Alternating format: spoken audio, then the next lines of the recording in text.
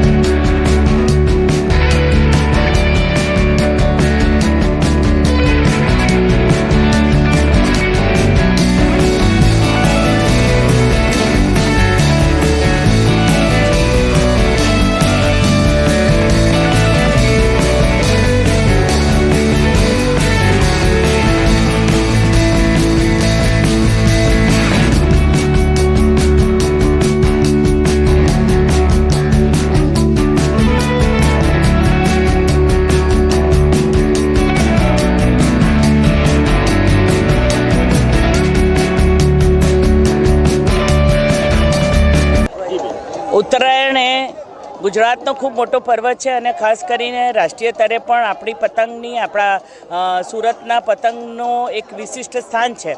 માનનીય પ્રધાનમંત્રી શ્રી નરેન્દ્રભાઈ મોદીજીએ આવા દરેક તહેવારોને વિશ્વવ્યાપી બનાવ્યા છે, પણ સંદેશે છેલ્લા કેટલા વર્ષોથી એને વિશિષ્ટ રીતે ઉજવવા માટે ખૂબ સરસ અભિયાન શરૂ કર્યું છે અને હું દર વર્ષે સાક્ષી પણ બનું છું કે દિવ્યાંગ બાળકોને, અને તે પણ ફક્ત સુરતના નહીં, આજુબાજુના વિસ્તારના મળીને લગભગ જેટલી સંસ્થાઓ સાઉથ ગુજરાતની કાર્યરત છે એ ત્યાંના બધા જ બાળકો અહીંયા આવે છે અને પતંગ આ મોટા ગ્રાઉન્ડની અંદર જે લોકોને પતંગ અને પરતી જોડે જે મજા કરાવડાવે છે તેમને હું ખૂબ ખૂબ અભિનંદન પાઠવું છું। શું બોલો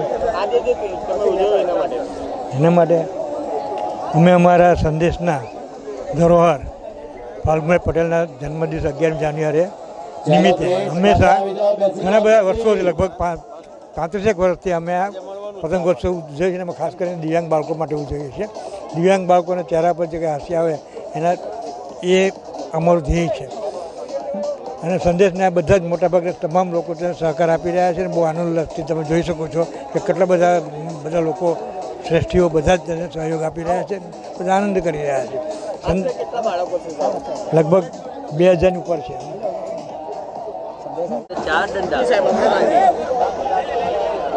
આજે છેલ્લા 20 વર્ષથી સંદેશ ન્યૂઝ દ્વારા દિવ્યાંગ બાળકો માટે પતંગ ચગાવવાનો કાર્યક્રમ રાખવામાં આવે છે.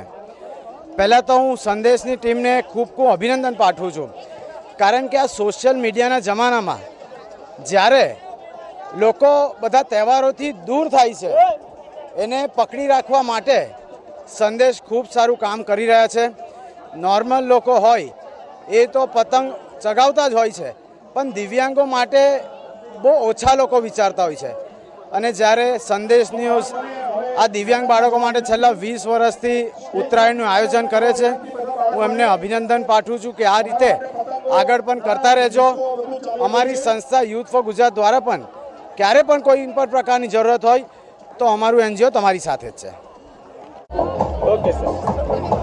પદ્મશ્રી એવોર્ડી ડૉક્ટર કનુભાઈ ટેલર, પ્રમુખ disable welfare trust of India.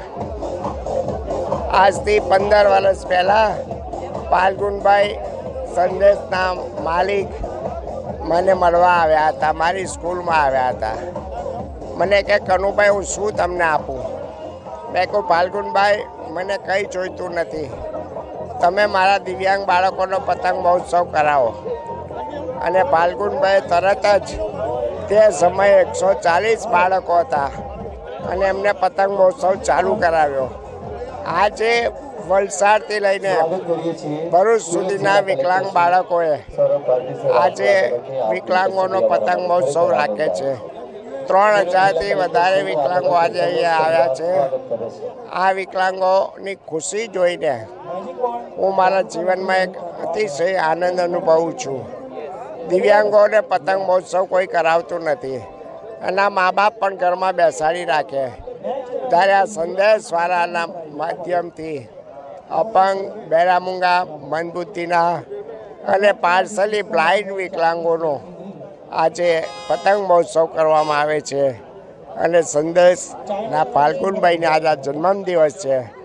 એ નિમિત્તે Falgunbhai happy birthday, happy birthday. Thank you very much. Thank you.